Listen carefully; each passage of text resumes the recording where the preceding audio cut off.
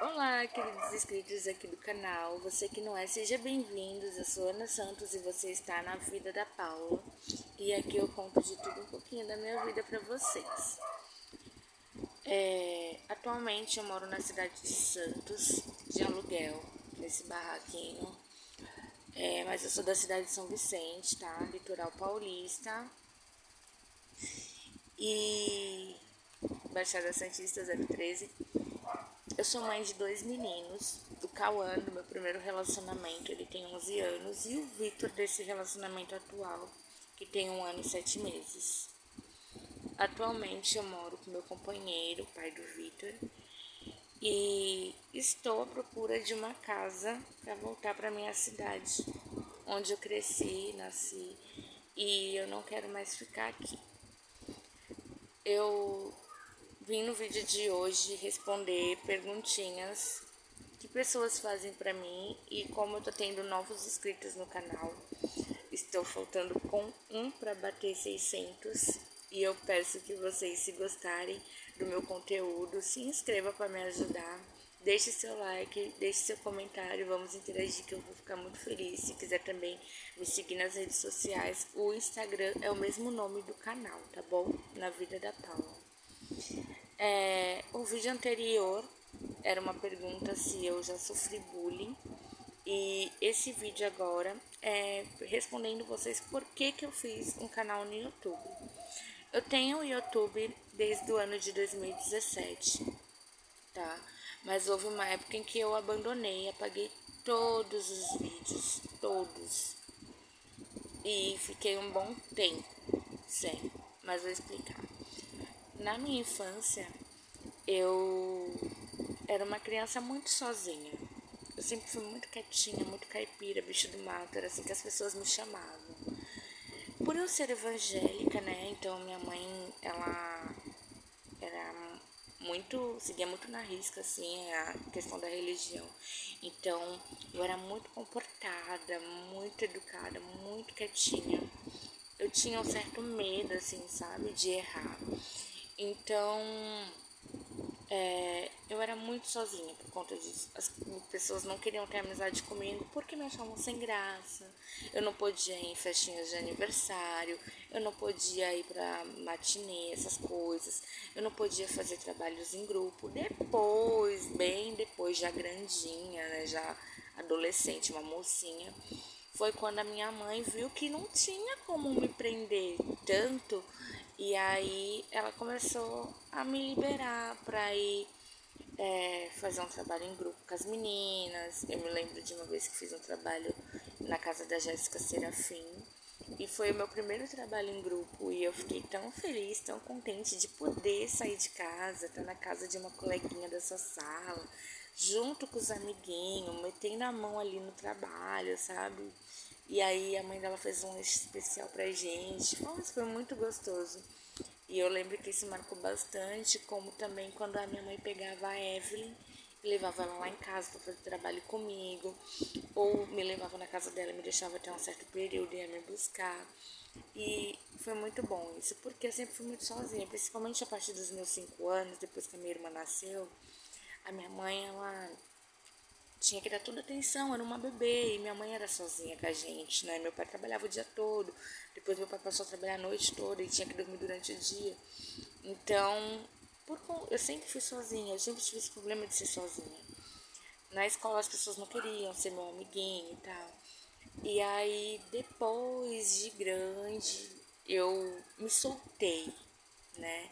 Na igreja, eu já me lembro que era um pouquinho diferente, porque eu participava do grupo infantil, aí eu fiz grupo de coreografia infantil, então tinha escolinha no dia de domingo, então ali eu já não me sentia tão deslocada, né? Mas em época de escola, sim. Então, chegava em casa, eu sempre me lembro de eu brincando sozinha. E eu falava muito pra minha mãe que eu queria alguém pra brincar. E aí a minha mãe chamava a filha de uma amiga dela. E eu me lembro que essa filha da amiga dela falava assim: ah, mãe, não quero, é chato. Ela achava chato porque era uma criança que podia brincar na frente de casa, era uma criança que tinha os primos que moravam no mesmo quintal. ela não ia querer ficar trancada dentro da minha casa brincando comigo. E uma coisa que me marcou muito foi uma vez que eu arrumei todinha, que eu tinha bastante brinquedo. Eu arrumei todinha a área que a gente tinha e fiz os cômodos da casinha e tudo. E eu fiquei numa expectativa porque eu sabia que ela ia vir. Ela veio com a prima dela.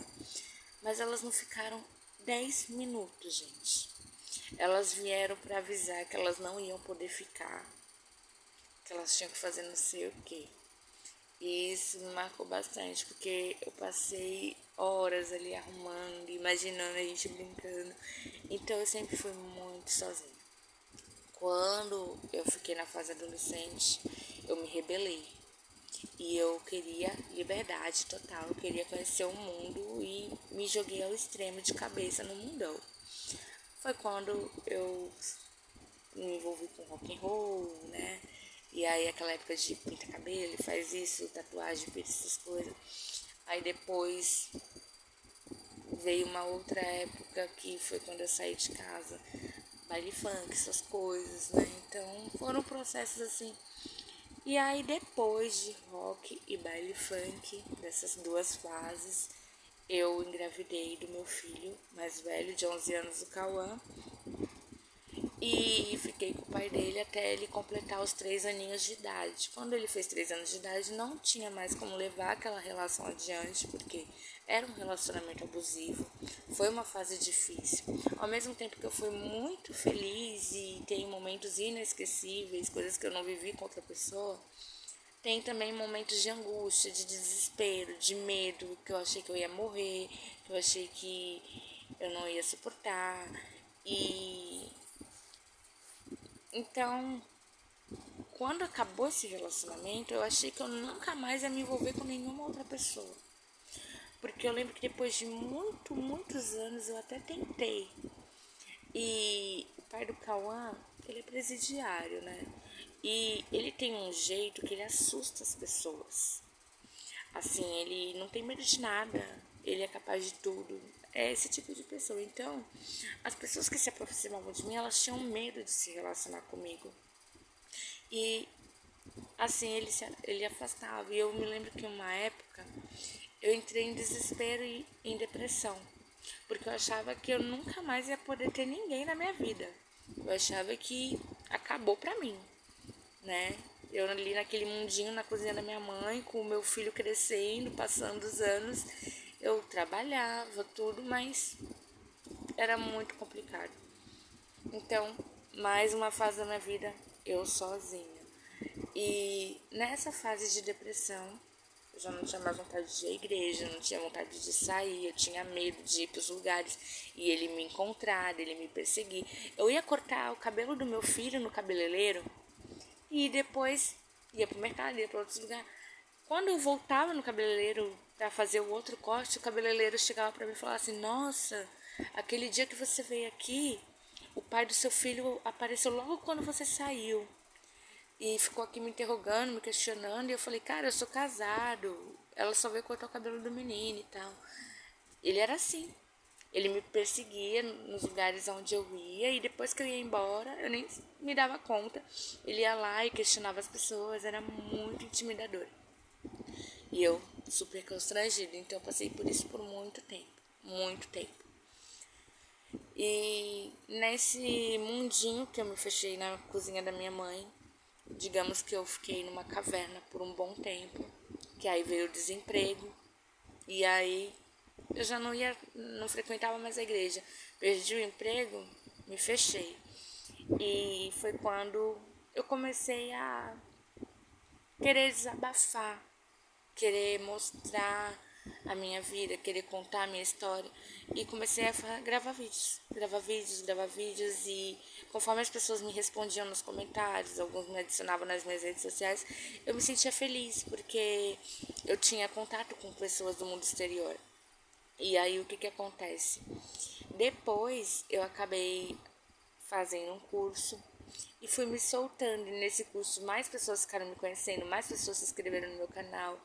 E aí eu fiquei conhecida, acho que eu cheguei aos 300 e poucos inscritos nessa época.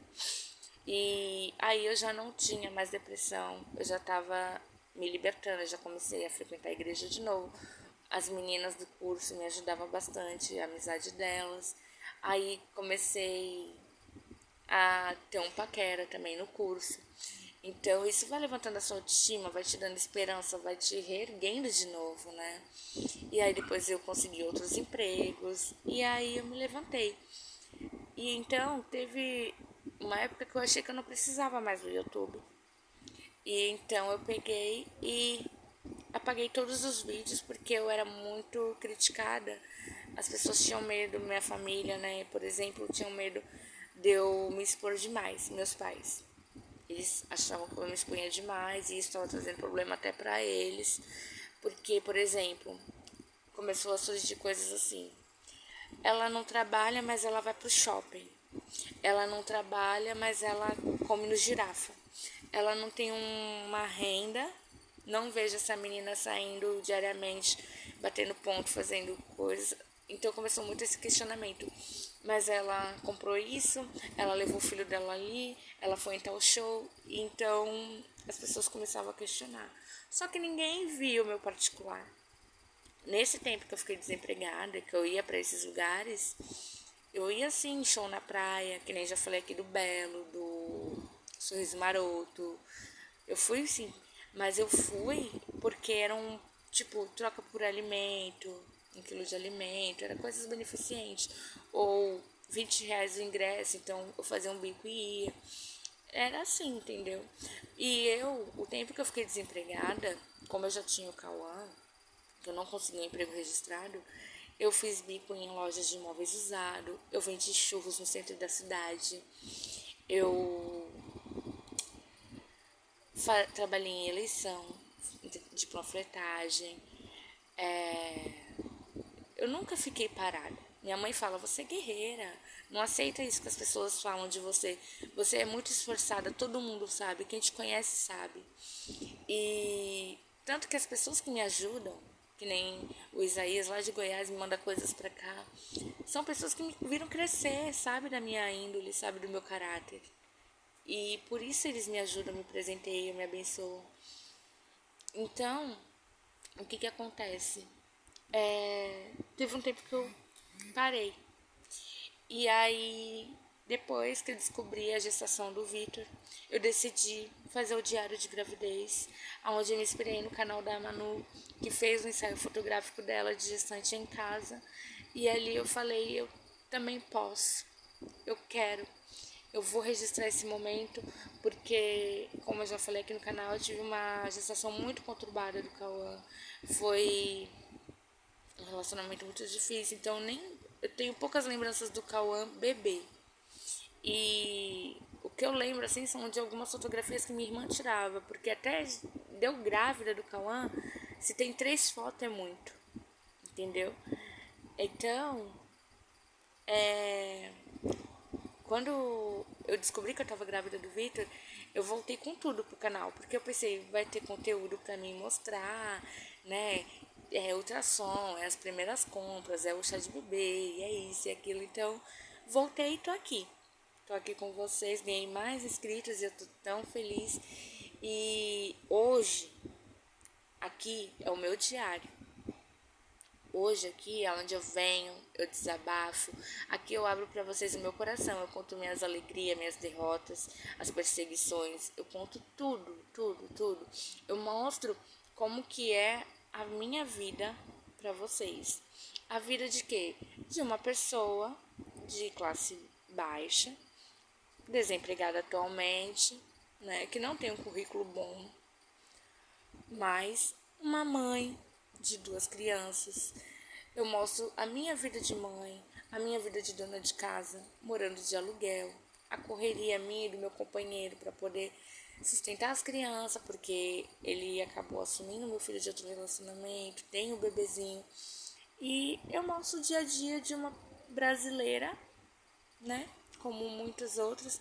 E eu acho tão legal que muitas pessoas, muitas assim, de tipo 3, 4 pessoas entram em contato comigo que nunca me viram pessoalmente e falam: me identifiquei de alguma forma com você, gostei do seu canal, tô aqui pra te apoiar. E aí entra em contato, a me adiciona nas redes sociais e a gente acaba interagindo. E é tão gostoso, rola uma troca, sabe, de carinho, de atenção. Então, hoje, o meu YouTube é o diário da minha vida. Bom, é isso. O próximo vídeo são mais respondendo mais perguntinhas para vocês me conhecerem um pouco melhor. Deixa eu ver aqui. Vocês vão gostar.